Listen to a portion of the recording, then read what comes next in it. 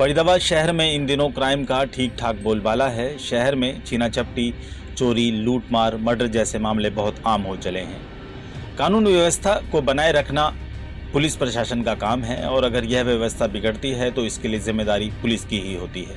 इन दिनों शहर में कानून व्यवस्था बनाए रखने की बागडोर क्राइम करने वाले लोगों के दांत खट्टे व उनके दिलो दिमाग में एक खौफ पैदा रखने वाले कमिश्नर ऑफ पुलिस राकेश आर्य के हाथों में है। ये जहां भी रहे हैं इन्होंने कानून व्यवस्था बनाए रखी है, लेकिन फरीदाबाद के हालातों को देखकर यहाँ की कानून व्यवस्था की अगर बात करें तो कहीं ना कहीं इनकी काबिलियत पर सवाल उठ रहे हैं और इसका कारण इनके सहयोगी हैं या ये कहें कि राकेश आर्य की पकड़ पहले सी नहीं रही है। यह तो वह ही बता पाएंगे। बीते दिनों फरीदाबाद सेक्टर 7 की मार्केट में एक वीटा मिल्क बूथ में चोरी हो गई। पुलिस के रवैया से परेशान मिल्क बूथ मालिक ने संवाददाता को बताया कि जैसे तैसे करके तो पुलिस वालों ने शिकायत सुनी और फिर चोर को पकड़ने की बजाय हमें ही परेशान करने लगे। उन्होंने कहा, पुलिस की हरकत से यूं लगा जैसे इन पुलिस वालों की चोरों से कोई साठगांठ हो। 5 तारीख की सुबह मेरे एक मित्र की अचानक मौत हो गई। मैं वहां गया हुआ था, तो वहां से शाम को मैं हारा थका आया और घर पर लेट गया। मेरे बेटे ने दुकान बंद करी।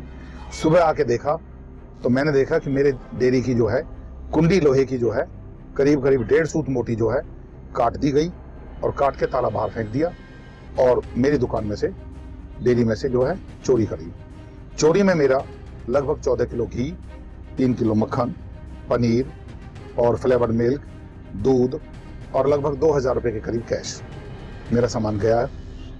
मैंने इस बाबत चौकी इंचार्ज साहब सेक्टर 7 को फोन मिलाया तो न जाने जन किस कर्मचारी ने फोन उठाया था।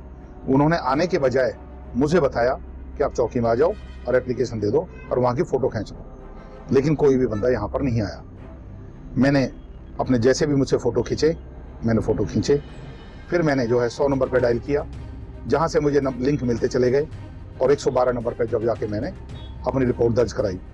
उसके बाद भी चौकी इंचार्ज के चौकी की तरफ से, सेक्टर 7 पुलिस चौकी की तरफ से एक IO जिसको इन्वेस्टिगेशन ऑफिसर बोलते हैं, जैल सिंह नाम के कर्मचारी ने मुझे फोन करके बुलाया कि आप चौकी में आइए और अपनी एप्लीकेशन दे दीजिए। जब मैं चौकी में गया मैंने उनसे रिक्वेस्ट करी, हाथ जोड़े, भाई पहले मौका मुआयना कर लो। उसके बाद मैं एप्लीकेशन भी लिख ले गया था। मैंने एप्लीकेशन उनके हाथ में दे दी। उन्होंने रिसीव तो नहीं करी मेरी एप्लीकेशन, लेकिन हाथ में जरूर ले ली थी अपनी एप्लीकेशन और मेरे कहने से वो सेक्टर मेरी अपनी बूथ पर आकर के उन्होंने मौका मुआयना देखा। तो आते ही के साथ बोले कि ये वीटा का बूथ तो अवैध है, आपने ये क्यों रख रखा है। मैंने कहा, भाई साहब ये हरियाणा डेयरी का बूथ है, वीटा का बूथ ऐसे नहीं रख सकता कोई भी, ये सरकारी बूथ है, अलॉटेड, इसको अलॉट हुए भी आज 40 साल हो गए बूथ को। 13/4/1992 को ये बूथ मुझे अलॉट हुआ था मेरी पत्नी के नाम पर और मैं तभी से जो है पार्ट टाइम ये चला रहा हूँ बूथ। उन्होंने कहा इसके कागज दिखाओ। मेरे पास जो मैंने रिसेंटली अभी हरियाणा डेयरी को जो रेंट पे किया था उसकी रसीद उनको दिखाई। उनकी रसीद देखने के बाद उनको कुछ तसल्ली हुई।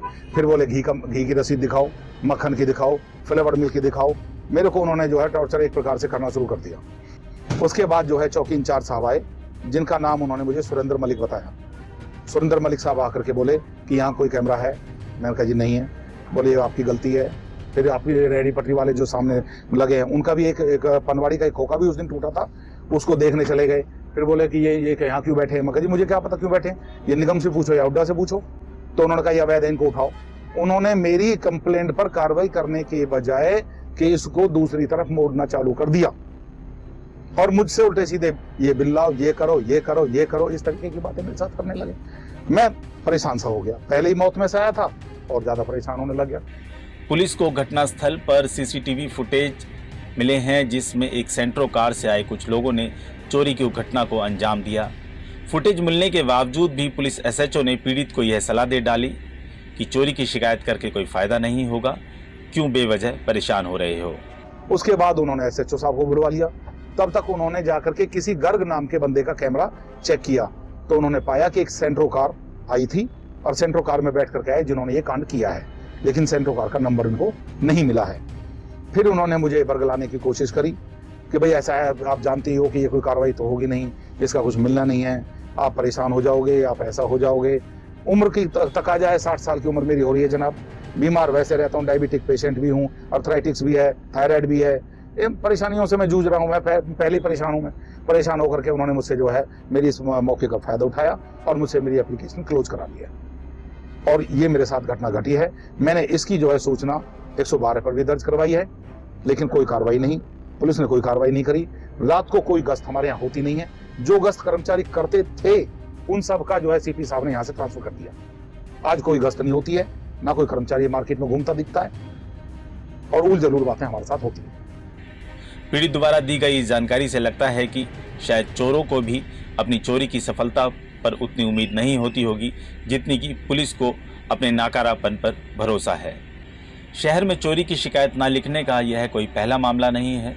पुलिस के इस शर्मनाक व्यवहार के चलते अव्वल तो कोई अपनी चोरी हुए सामान की रिपोर्ट लिखवाने पुलिस चौकी जाना ही नहीं चाहता, और अगर भूले भटके कोई चला भी जाए तो पुलिस चोरी की रिपोर्ट को सामान खोने की रिपोर्ट में तब्दील करने की कोशिश करती है, और अगर कोई पीड़ित इनकी बातों में ना आए तो ये उस सामान का बिल मांग लेते हैं, क्योंकि पुलिस वाले आमजन की इस आदत से भली भांति वाकिफ़ होते हैं कि लोग बिल संभाल के नहीं रखते हैं।